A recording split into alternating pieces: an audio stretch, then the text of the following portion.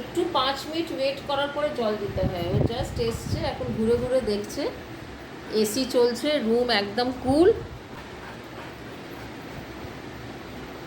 আয় বাবু। আসার সঙ্গে সঙ্গে জল দিলে ওরা খুব তাড়াতাড়ি জল খেয়ে নেয়, তারপর ভমিট করে দেয়, যেটা কিন্তু ওদের জন্য ঠিক নয়। ব্রুনো, তোমার ইন্ট্রোডাকশনটা করে দিলাম সকলের সাথে। এবার আমি তোমাকে দেব জল খেতে। জাস্ট ঢুকলো ব্রুনো, ইটস জাস্ট 5 মিনিটসও হয়নি।